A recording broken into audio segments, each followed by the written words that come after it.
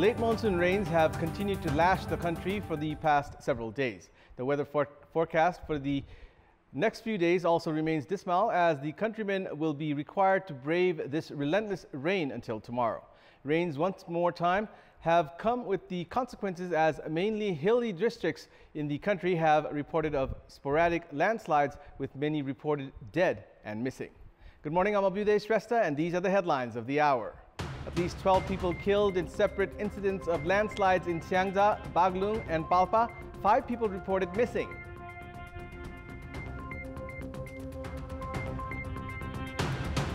"17 individuals succumbed to the coronavirus in the past 24 hours as COVID-19 death tally climbs to 453.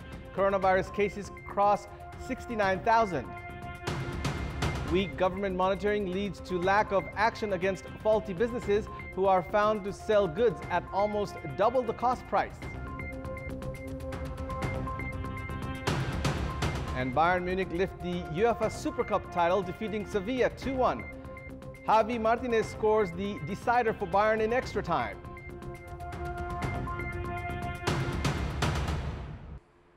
At least 12 people have been killed in separate incidents of landslides in Siangja, Baglung and Palpa due to incessant rainfall, while 5 people have been reported missing since early yesterday. 9 people from the same family were killed in yesterday morning's landslide in Tamadi in Waling, Siangja. According to the local police, a total of 10 people were buried in the landslide, while one of them, who was rescued, is receiving treatment at Waling Hospital. Likewise, 1 person was killed in a landslide in Kaligandaki rural municipality of the district. Likewise, 1 person was killed and another 5 local residents reported missing from Beloda of Palpa's Ramba rural municipality after 3 houses there were struck by landslide. The police have retrieved a dead body of 27-year-old pregnant woman identified as Motisara Gaha from the debris. The local administration has said the continuous rainfall and landslide has hindered the search operation. Likewise, a 60-year-old man identified as Tek Bahadur Khati was killed after being buried in the landslide yesterday morning in Katkhola rural municipality of Baglung. 17 individuals succumbed to the coronavirus in the past 24 hours as the COVID-19 death tally in the country has climbed to 453. This is the highest single-day deaths reported in the country so far. Likewise, 1,497 new COVID-19 cases have been reported in the country in the past 24 hours, taking the national tally of coronavirus cases to 69,301.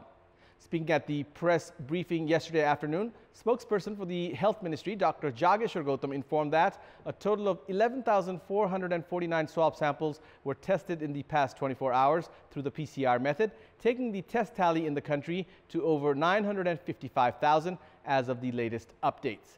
755 coronavirus cases were reported from the federal capital in the past 24 hours.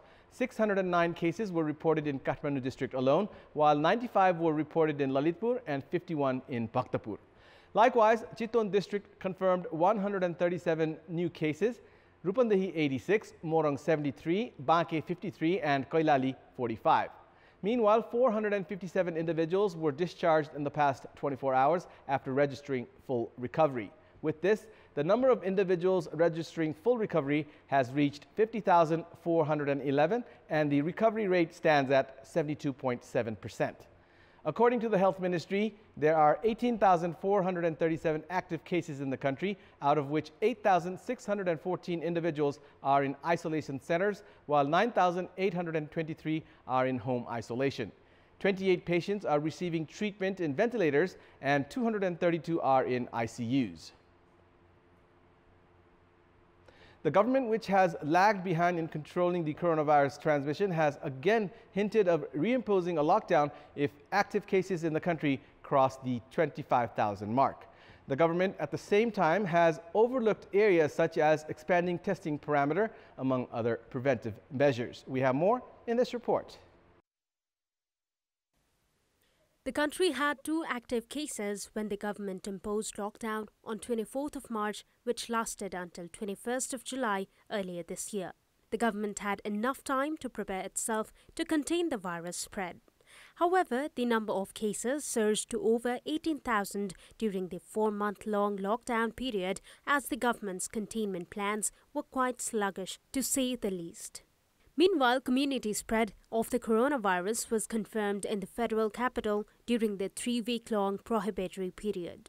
The number of cases in the country has reached over 69,000 as of Thursday evening, including 18,500 active cases. The Health Ministry has recommended the government to reimpose the strict lockdown once the active cases cross 25,000 mark. There is no denying that the movement of people would lead to increase in the spread of transmission of the virus. Imposing lockdown and issuing prohibitory order alone cannot help in containing the spread of virus. Mass testing in a community is a proven alternative in containing the virus. However, the government is yet to increase the test count from 11,000 despite Prime Minister's claim of having a capacity of testing over 23,000 samples on a daily basis.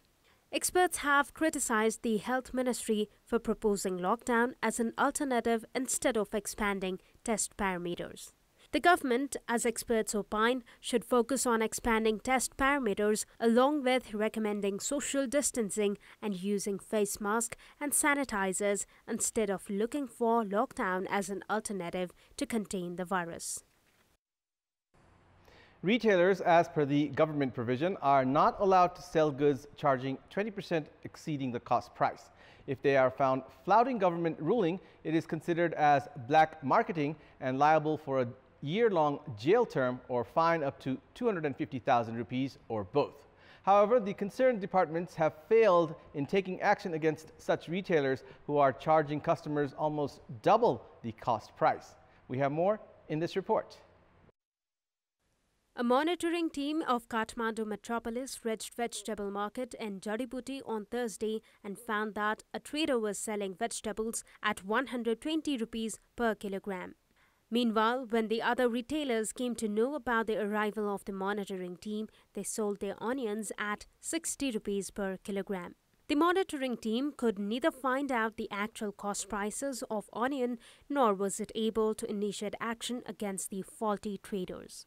Businesses are charging the public inflated prices on daily consumable goods and garment items, citing scarcity of goods due to the ongoing coronavirus pandemic. However, the concerned departments have failed to take action against the guilty traders. The Commerce Supply and Consumer Welfare Department under the Ministry of Industry, Commerce and Supply monitored 174 retail shops and firms last month as it took action against 3 water factories and 1 networking organization while fined 13 other business firms. The department, however, did not find any irregularities in the rest of the businesses, even as they were openly charging over 20% of the cost price, which is considered as black marketing as per existing rules and regulations. In the meantime, the department is engaged in training programs instead of taking action against such traders who are overcharging the public with random prices ahead of the upcoming festivals, citing shortage of goods. There are more than a dozen mechanisms which are working for the consumer welfare, while almost 6 strict provisions exist to take action against those involved in black marketing. However, the public have not witnessed the government's presence in controlling such fraudulent activities as government units are limited in their self-promotion and displaying progress reports. In our Public Voice segment, we had asked the office bearers of the School Management Committee in Jhapa how they are managing the curriculum amid the pandemic. Let's take a look at what they had to say. Public Voice. नानीहरुलाई बोलाएर home असाइनमेन्टहरु दिने, केही नयाँ कुराहरु उनीहरुलाई पस्केर घर पठाउने, अनि 2 दिन 3 दिन 4 दिनमा उनीहरुलाई दिएको असाइनमेन्टहरु फेरि विद्यालयमा बोलाएर चेक जाँच गर्ने, अनि फेरि नयाँ ढंगले चाहिँ उनीहरुलाई असाइनमेन्टहरु दिने। 2 क्लाससम्मका बच्चाहरुको लागि टुलमा जम्मा 6 वटा केन्द्र स्थापना गरेका छौं र टोलमा म्याडमहरु सरहरु गएर त्यहाँ सिकाइ सजीकरण गर्नुहुन्छ। शहरी क्षेत्रमा अनलाइन र भर्चुअल क्लासहरु पनि सम्भव छ भने ग्रामीण क्षेत्रमा चाहिँ यो अनलाइन भन्दा पनि भर्चुअल क्लासरुम रेडियो टेलिभिजनबाट प्रसारित कार्यक्रमहरुलाई पनि उपयोग गर्न सकिन्छ। दिनमा 2टा क्लास, दिनमा एउटा क्लास सञ्चालन गर्यौं भने अलिक हाम्रो शिक्षा चाहिँ अगाडि बढ्छ। सबभन्दा पहिला यिनीहरूलाई 2 दिन कोरोनाको चाहिँ बारेमा प्रशिक्षण गराउने, उनीहरूलाई चाहिँ सेनिटाइजर मास्कको व्यवस्था गरिदिने, विद्यालयलाई औषधि मुक्त चाहिँ बनाउने, त्यो हिसाबले हामीहरू जुटेका छौँ। सोमबार आयो 9 कक्षा बोलायो अनि मङ्गलबार आयो 8 कक्षा बोलायो। यसरी क्रमिक बोलाउँदाखेरि सामाजिक दूरी पनि भयो अनि उनीहरू पनि कसैसँग नजिकको सम्पर्क भएनन्। टोलमा सिकाइ केन्द्रहरू स्थापना गर्यौं अनि अब त्यो टोल सिकाइ केन्द्र मार्फत चाहिँ अब हामी विभिन्न विषयहरूलाई सहजीकरण गर्दै अगाडि बढ्छौं।